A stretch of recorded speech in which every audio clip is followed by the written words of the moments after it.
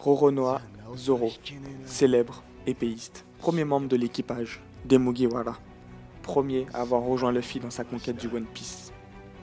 Son ambition, c'est de devenir le meilleur épéiste du monde. C'est ce qui le pousse à se surpasser dans chaque combat. Son premier vrai combat, c'était contre Mihawk, rappelez-vous. Œil de Faucon, Shichibukai, capitaine corsaire. Cette défaite, ça lui a permis de se relever, en faisant une promesse à Luffy, qu'il ne perdrait plus jamais.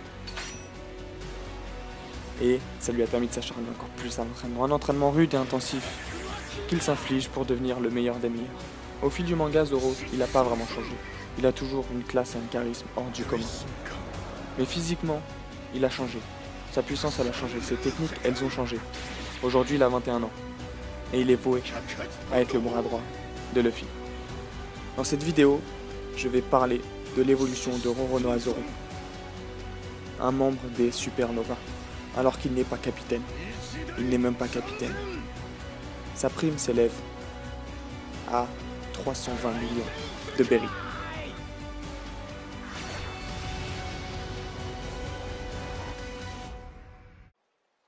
Commençons l'évolution de Zoro sur l'arc Arlong Park. Alors cet arc, il est symbolique, il est magique. Arlong se fait déchirer à la fin, mais venons-en aux faits. Les faits, c'est quoi? C'est Zoro. On peut dire qu'il impressionne réellement ses adversaires, tous ses adversaires. Ici, on a Arlong, qui est réellement impressionné lorsqu'il déchire le t-shirt de Zoro et qu'il s'aperçoit de l'énorme blessure sur son torse. Comment se fait-il que Zoro puisse rester debout? En effet, il a été blessé par Mihawk. Et c'est là qu'on ressent toutes les blessures et qu'on ressent le mal que Mihawk lui a fait. Sur Arlong Park, il est toujours pas guéri. Et on se demande comment il reste debout. Arlong se le demande lui-même. Arlong. Bref. Pour moi, c'est sa détermination qui lui permet de rester debout. Sa détermination, elle lui fait oublier tout le reste. Dans sa tête, il n'y a que le combat et que la victoire. Depuis sa promesse à Luffy qu'il ne perdrait plus jamais, il n'y a que ça dans sa tête, les blessures, ça ne vaut plus rien. Pour lui, la souffrance, c'est plus rien. Alors là, pour moi, il a vraiment évolué. Il a évolué vraiment entre le combat contre Mihawk et l'arc Arlong Park. Pour moi, il a vraiment évolué. On va le voir aussi après quand il va battre Octo, alors qu'il était en très très mauvaise posture contre Arlong. Il arrive à se relever, à regagner des forces et à battre Octo le poulpe, qui est son adversaire respectif, on va dire. On peut se dire que la machine, elle se met en marche à ce moment-là. Zoro se fait respecter à ce moment-là et commence à devenir quelqu'un. Whiskey Peak. Pour moi, c'est un arc où Zoro, il a évolué. Alors pourquoi? Parce qu'il a tout simplement sauvé les Mugiwara de la mort. Pour le prouver, lors du banquet organisé pour l'arrivée des Mugiwara, Zoro il reste éveillé, tout simplement parce qu'il tient bien l'alcool et on peut penser qu'il a vu venir cette supercherie. Moi personnellement, je le pense comme ça. Je pense que Zoro, il a vu venir l'entourloupe, il a vu venir la trahison. Donc, les habitants, qu'est-ce qu'ils vont faire? Ils vont attaquer les Mugiwara dans la nuit.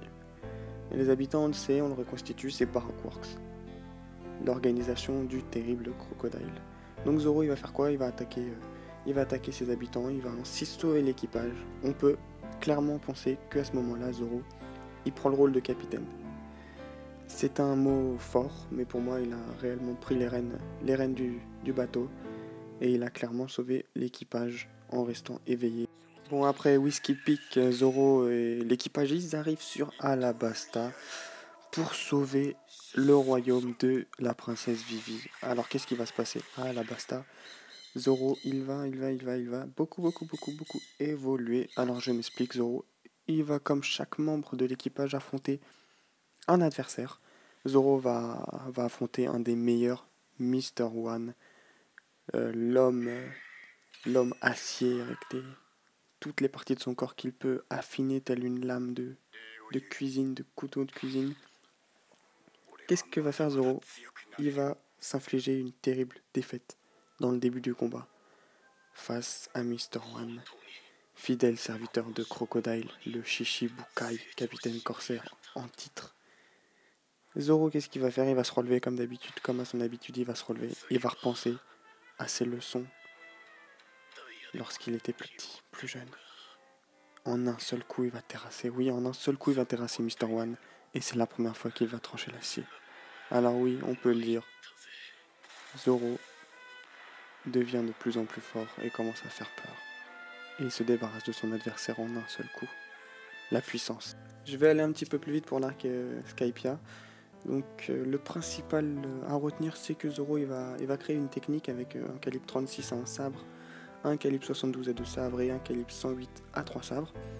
Comme dans chaque arc, Zoro il va avoir un adversaire à combattre. Cette fois-ci, ça va être un prélat d'Ener Omu. Il va s'en débarrasser plutôt facilement, avec bien évidemment quelques blessures, mais secondaires, comme d'habitude. Ensuite, ce qu'il va se passer, c'est que Zoro va rejoindre Viper et le reste à la fin du jeu d'Ener, le tout-puissant. Zoro il va subir malheureusement une défaite contre Ener, mais plutôt une défaite qui était plutôt... On le savait qu'il allait perdre, non, il était sûr parce que c'était l'adversaire de Luffy. Cette défaite elle va pas avoir un très très gros impact pour moi. C'est un petit peu comme si on disait que Usopp se battait contre Aikenu, l'amiral de la marine. C'est-à-dire que pour moi il y avait une beaucoup trop grosse différence de puissance. C'était totalement Usopp contre Aikenu. Il n'y avait aucune chance pour Zoro de s'en tirer contre Ener. Et Enies Lobby, l'île du gouvernement mondial. Une île impénétrable. Seuls les Mugiwara ont réussi à faire ce qu'ils ont fait. On va pas parler de tous les personnages, de tous les Nakama de Luffy dans cet arc, parce que tout le monde a évolué dans cet arc, de la même façon, tout le monde. On va se concentrer sur Zoro.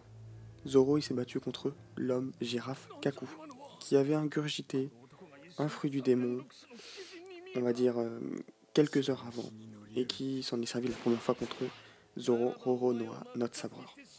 Après un long combat, Zoro, il a sorti une technique de démon, une technique que seul Eiichiro Oda a pu avoir l'imagination pour faire ça. Il a lancé Ashura. Ashura, une technique à 9 lames pour briser le coude de Kaku. Il s'est démultiplié en fait. Il y avait 3 Zoro sur l'herbe. Il y avait 3 Zoro. Kaku, il avait peur. Il avait tellement peur qu'il a perdu. Zoro devient de plus en plus fort et de plus en plus agile. Ses techniques se développent, ses techniques deviennent de plus en plus puissantes, de plus en plus diversifiées. Zoro Roronoa, à ce moment-là, on sait que sa prime va augmenter. On sait que c'est le bras droit du futur seigneur des pirates, Monkey D. Luffy. Bon, maintenant on passe sur l'arc Thriller Bark, où Zoro il tombe contre un adversaire du même style que lui, totalement du même style que lui, un samouraï. Quelqu'un qui utilise un sabre. Il va affronter Ryuma, possédant une lame extrêmement puissante, Yubashiri.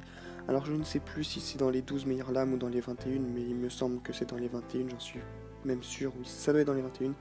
Bref, Zoro, il va pas avoir énormément de mal à venir à bout de ce samouraï qui est déjà très mal en point après le combat contre Brook. Zoro lance attaque sur attaque et parvient à bout du samouraï qui va lui offrir sa lame en cadeau, qui va lui offrir un des 21 sables les plus puissants dans le monde en cadeau. Je vais pas m'attarder sur ce combat entre les Mugiwara et Oz qui vient après.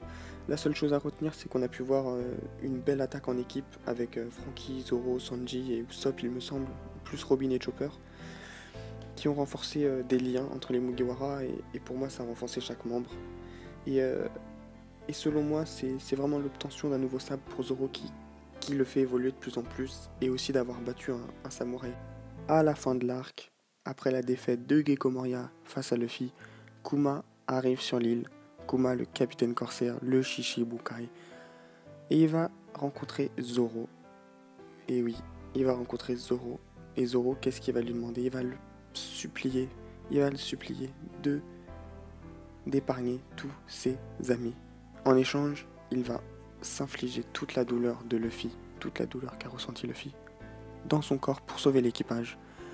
À noter la deuxième fois que Zoro va se sacrifier physiquement pour l'équipage, mais quel homme!